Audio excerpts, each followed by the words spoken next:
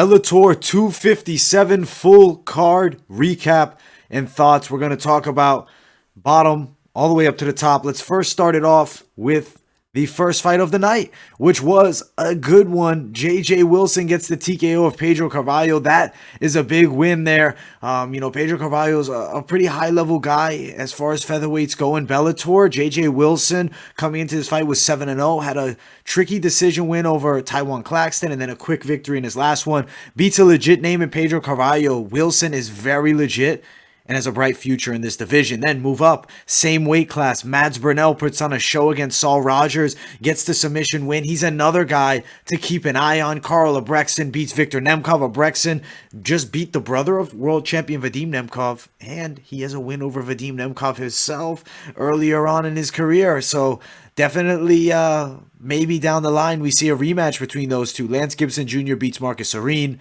Raymond Daniels beats Peter Stananek. Big kickboxer versus kickboxer fight there.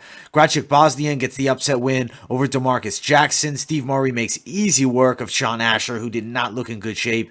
Julius Angelikas, Gregory Milliard went similar to how I expected. Angelikas, pretty good fighter, and I am excited to see him get a higher level opponent. And then we started off Julia Budd and Diana Silva. I started the live stream at this point. We tuned in. That fight could have gone either way. Wasn't a great win for Julia Budd. I don't think she deserves a title shot next. I definitely think she needs one more because she barely escaped with the split decision and she was a minus 1,200 favorite. But let's talk about this main card because I know most of you probably came here for that.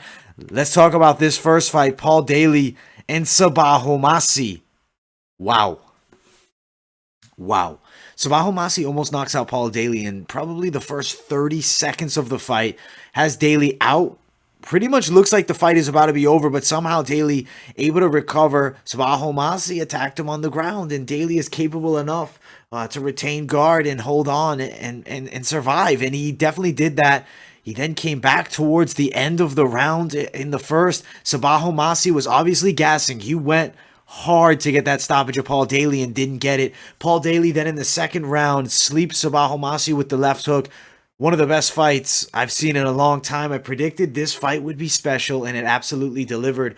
Paul Daley, this could be his last fight. I wouldn't shame him for retiring here. I think this could be his moment. Call it a career.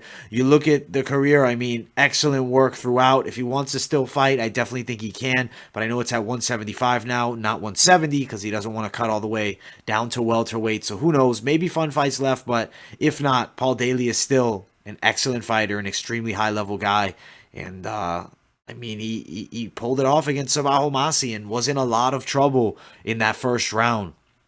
Both guys definitely put on good performances, though. Sabah Homasi is definitely a mainstay guy in the welterweight division now over at Bellator.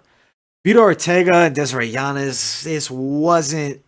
It was close. It could have kind of gone either way. I thought Yanez maybe had done enough, but Ortega did drop her. It was a weird fight. I'd take that back. I don't think Yanez really did enough to win the fight. I thought it could have been a draw, but Ortega gets it done. Yanez, mistakes were made. The chin was up very high, which I didn't like. She needs to definitely tighten up some flaws in her game and improve herself overall because she was getting touched up by Vitor Ortega here. Even in a close fight that was competitive, still not the best performance. Vitor Ortega moves on and still a player in that women's flyweight division. Now, this is really what I want to talk about. Corey Anderson looks like an animal, jacked, incredible shape. Dovletsan Yekshirmatov did hurt him a bit with that spinning back kick in the first round. And the takedown defense held up for only so long. Second and third round is where Corey Anderson began to take over. Gets on top of Dovletsan Yekshirmatov and unloads ground and pound. And then eventually he gets the stoppage win in that third round. It was Corey Anderson's night. He put on the performance that I think we knew he was capable of, but I thought he would get caught against Dovletsan here. Wrong pick on my end, but that is the fight game. Corey Anderson is a beast, and I do think this is a Corey 2.0 at this point. He looks in the best shape I've ever seen him. I think that him and Ryan Bader is a very competitive fight because I was very impressed by Corey Anderson beating Dovletsan Yekshirmatov, who's a guy that I think has a very high-level skill set, and Corey was able to TKO him and not take significant damage at all. He goes on to face Ryan Bader in the next round of the tournament. That's going to be crazy. The main event, Vadim Nemkov, Phil Davis. Another close fight for Vadim and Davis. Granted, less close than the first one, 3 rounds to 2 on all the judges' scorecards. Nemkov dominant throughout the first 3. Davis started coming around in rounds 4 and 5. Kind of coasted to the end in round 5, though didn't really go for the kill.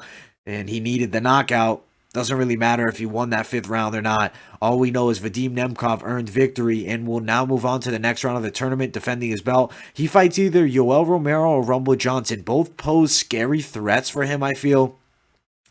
I don't know how he matches up. We'll see. I got to see how they look, because this is Yoel moving up to 205, and this is Rumble coming back after bodybuilding for over a year and getting up to, the high 200s. So this might not be the same Rumble. We'll see, and then I'll give my prediction there. But Vadim Nemkov looks very good. There are definitely chinks in the armor, though, that I can see a very elite level guy exposing, but it is going to take somebody special. Overall, fun Bellator card. They deliver on Showtime once again. If you joined the live stream, I hope you enjoyed. Always going to be doing the live streams for the Bellator events. Next week have PFL, so make sure you stay tuned for that. Going to be breaking that down in the next couple of days, and also UFC full card predictions. Thank you all so much for watching.